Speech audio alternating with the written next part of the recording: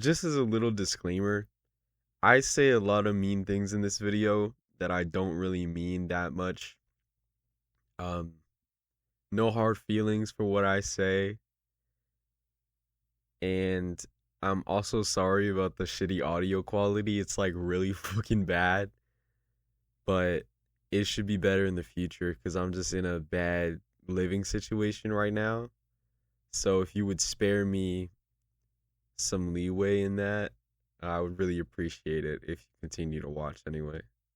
Persona 5 Royal is an easy ass video game, and unfortunately I'm a fan of SMT, and Persona 5 Royal is a game I have poured hundreds of thousands of hours into, and for the longest time it was one of those games I come back to each year for the occasional replay, and usually I would enjoy it.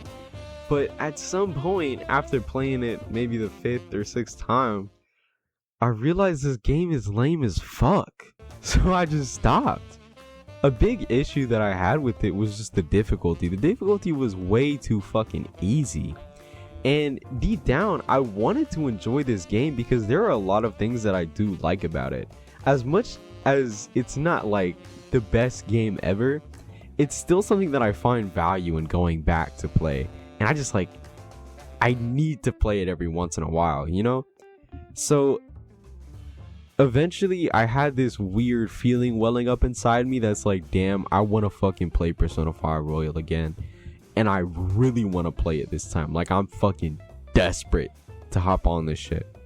But I don't want to play 102 hours of fucking dog shit gameplay that I just don't care about because it's boring. So I look towards mods to help me out with it a little. And the most interesting mod that I found that I came across was a 500% HP multiplier for every 10 levels. And deep down, I just knew this mod would kick my ass, because I was like, I don't know, like I was just excited as fuck for this shit. Like I felt it when I was reading that shit. I felt it in my heart. So obviously, shaking from excitement, I booted this shit up and hopped on that game instantly. Although I'm not really gonna go over the story or anything, I will be, holy shit, I'm not gonna go over the story or anything because honestly I don't really care. I've played it a million times and it's not the best story that I've ever played, so I don't really give a fuck about it.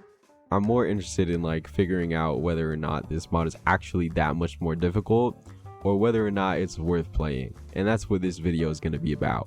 So starting off with the beginning of the game, I'm not really going to talk much about the tutorial because honestly the tutorial boss fights kind of fucked me up a little bit.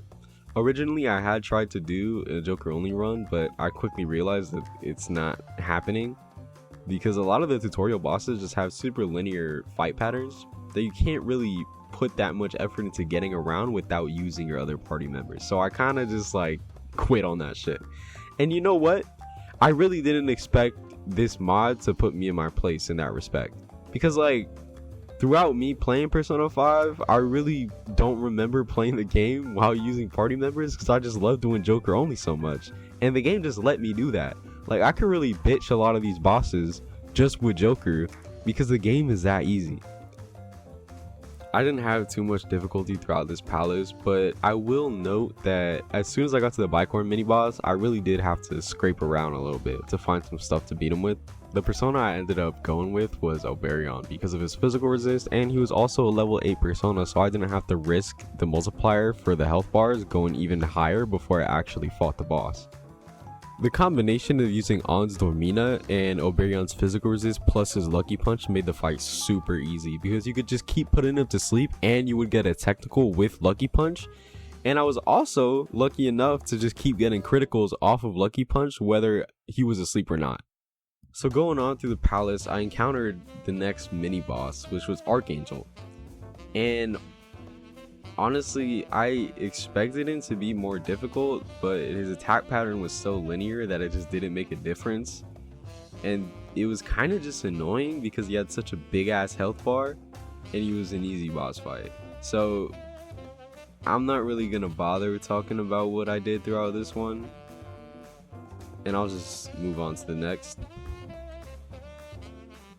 The next form of difficulty that I found was Eligor. And fighting Eligor wasn't that big of a deal because there were a lot of ways that you could knock him down pretty easily. You could chip away at his health using all-out attacks, which made it a very simple fight.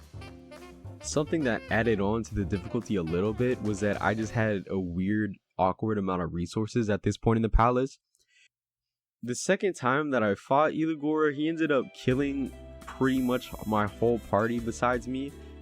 But my slime came in clutch by the end by killing him, so I ended up being okay. But I definitely did feel like I was not gonna win that fight, and it did scare me a little bit. But no matter how hard this palace was or wasn't, everything kind of pales in comparison to the Kamoshida boss fight, where I actually had to scrape the bottom of the barrel to look for shit to beat him with.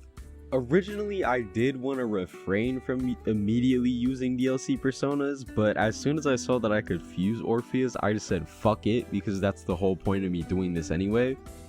And Orpheus female is extremely fucking broken because she's level 11 and she has a move called Neo Canenza, which heals your entire party and buffs all of their stats, which is basically just Heat Riser in the first dungeon, which is fucking insane.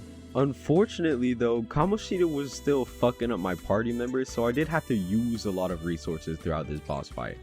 And that became a problem because the boss is dragged out so long, because the fact that I was able to fuse Orpheus kind of tells you that I got to level 11 before I fought Kamoshida, which increases health even more from the health multiplier. So obviously I was not having a lot of fun trying to figure out how much damage I can really cash out on him. And at the very least, I could very easily survive Kamoshida, but that damage though, it just didn't satisfy me. I really didn't expect that myself to beat the fight while only doing this amount of damage. So I immediately went out of the fight and just took a moment to think about what my options are. And I remembered an item that I had used at an earlier point in the palace that gives you gun amp. And another move that Oberion had when I was playing him was he had a medium damage gun move, which I didn't really use that much because most of the opponents that I was attacking resisted physical or resisted pierce anyway. So I thought that the move was completely fucking useless, but I'm pretty sure Kamoshida doesn't have that, or I was pretty sure Kamoshida doesn't have that.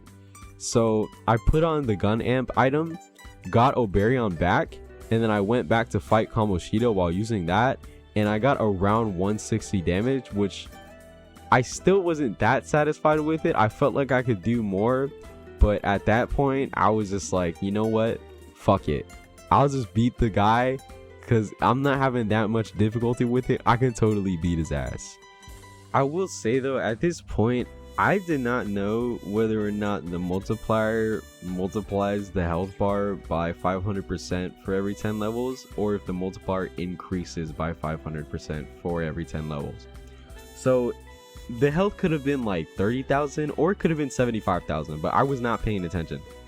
But as I kept fighting Kamoshida, I was kind of starting to have a fit in my head that I didn't put enough effort into breaking the game to be able to do this fight better.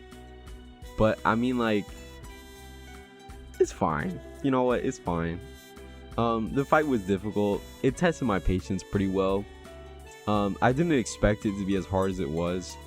And eventually I did feel a little bit more satisfied because when Morgana knocked off his crown, I was getting like insane damage from Joker, which made me very happy. But at the end of the fight, honestly, it was hard. It made me not want to play it, and it pissed me off.